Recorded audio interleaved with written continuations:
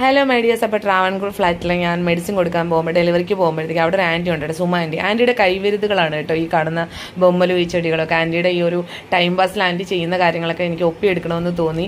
കാര്യം അത്രമാത്രം അടിപൊളിയാണ് കേട്ടോ. എൻ്റെ ദൈവം എന്ത് ഭംഗിയിൽ ആൻറ്റി ചിത്രം വരയ്ക്കുന്നത്, ഈ സംഭവമൊക്കെ ഉണ്ടാകുന്നത്. എനിക്ക് അമ്മയ്ക്ക് പാരുണ്ട്, ഭയങ്കര സ്നേഹമാണ് ആൻറ്റി. അപ്പോൾ ആൻറ്റി ഇങ്ങനെ ഓരോ സംഭവം ആൻറ്റിയുടെ സ്വന്തം കഴിവുകളാണ് കേട്ടോ ഇതൊക്കെ. ആൻറ്റി ഉണ്ടാക്കി ഓരോന്നും ഭയങ്കര ഭംഗിയാണ്. പിന്നെ ഓരോ ചിത്രങ്ങളും വരച്ചേക്കുന്നതിന് പിന്നിൽ ഓരോ കഥകളുണ്ട്. ആൻറ്റി അതൊക്കെ എനിക്ക് വിശദീകരിച്ച് തന്നു കേട്ടോ. കാര്യം ഇപ്പോൾ സ്ത്രീകളുടെ പ്രസവം ബ്രെയിനിലൂടെയാണ്. കാര്യം അത്രയ്ക്ക് കാലം മാറി, പഴയ കാലമല്ലല്ലോ. അപ്പോൾ ബ്രെയിൻ ഇപ്പോൾ കമ്പ്യൂട്ടർ യുഗമാണ്. അപ്പോൾ അതൊക്കെ ആൻറ്റി ആ ചിത്രത്തിലൂടെ വിശദീകരിച്ച് തന്നിട്ടുണ്ട്. കണ്ടോ ഇത്. പിന്നെ അതുപോലെ തന്നെ നമ്മുടെ കുഞ്ഞു കുട്ടികളുടെ പുറകിൽ എപ്പോഴും ഒരു പിശാച് ഒളിഞ്ഞിരിപ്പുണ്ടാവും. അതായത് നമ്മൾ അത്രമാത്രം കുട്ടികളെ ശ്രദ്ധിക്കണം എന്നുള്ളതാണ് അതിൻ്റെ അർത്ഥം.